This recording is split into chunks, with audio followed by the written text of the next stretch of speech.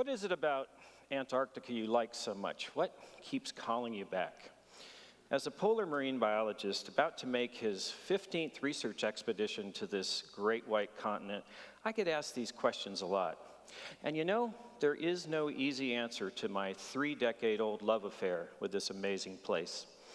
In fact, the essence of Antarctica is really very difficult to capture. I don't think you can do it with a photograph.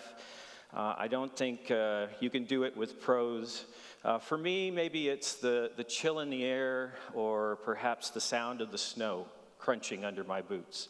For others, the essence of Antarctica is the fact that it serves as a barometer of global change. It foretells our future. The continent is amazing. I mean, the size of India and China combined, with 70% of our fresh water locked in its icy cap. There are tremendous mountains covered with ice and snow. There are immeasurable landscapes that extend as far as you can see, and there is a wildlife that is unparalleled.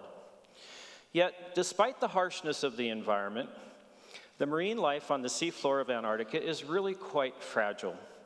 And it's not hard to understand why. You see, when Antarctica separated from South America about 35 million years ago, it allowed the establishment of the Antarctic circumpolar current, the largest current on our planet.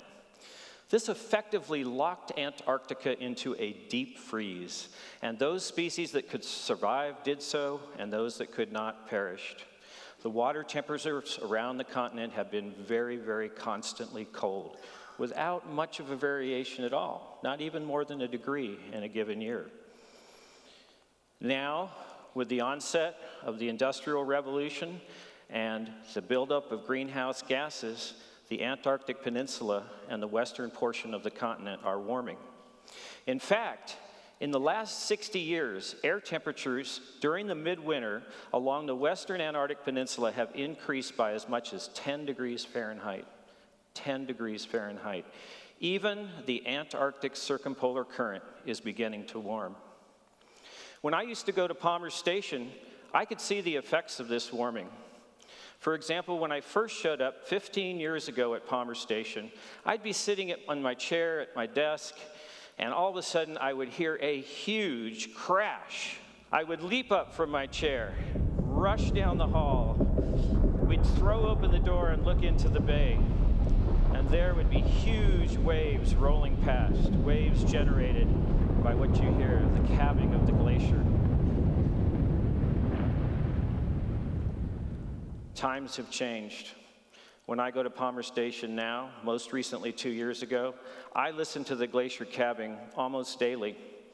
I don't jump up and run down the hall and throw open the door to look out at the waves anymore. The sound of glacial calving has become mundane. When my research associate, Maggie Amsler, first arrived at Palmer Station, she told me that you could open the back door of the station and almost step right onto the glacier. And now you have to hike about a half a kilometer just to get to its icy tongue. Now, ice sheets attached to the continent are also beginning to disintegrate. In fact, over the last 8 years, there have been 8 major ice sheet breakouts along the continent.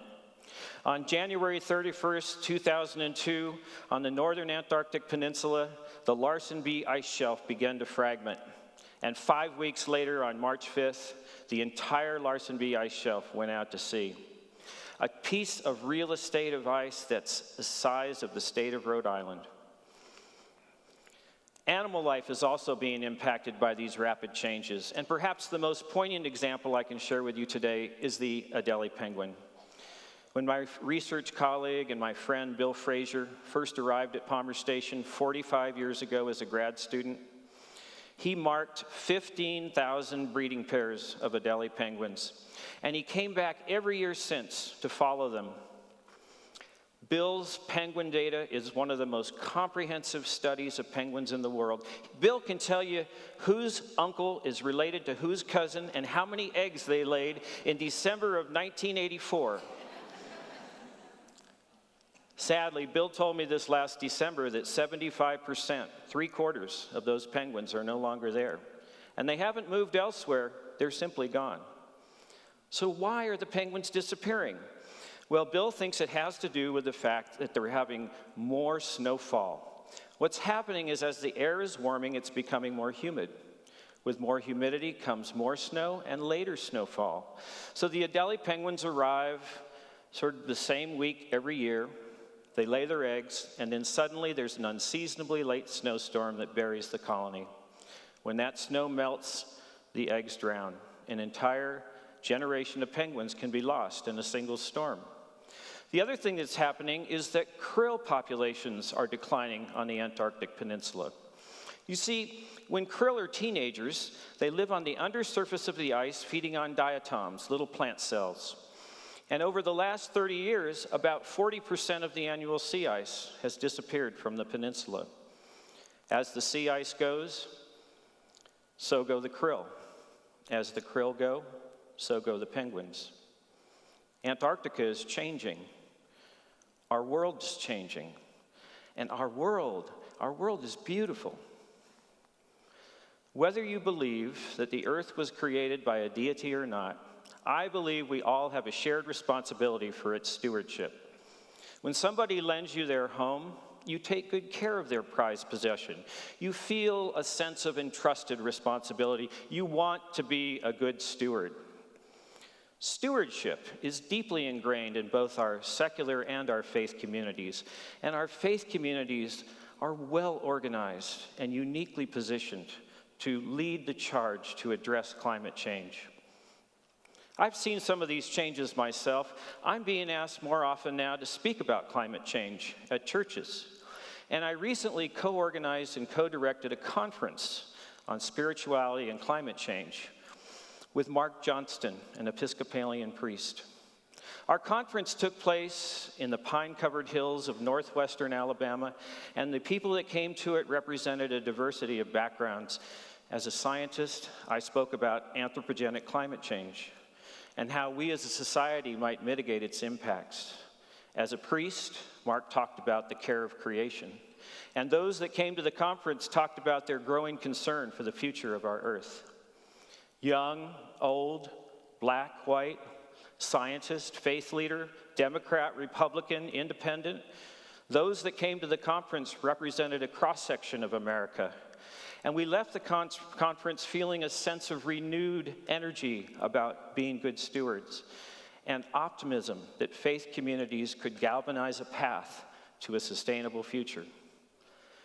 Whether you're talking about climate change impacting Antarctica or Miami or some third world island nation that's sinking into the ocean, I believe we can turn the tide on climate change.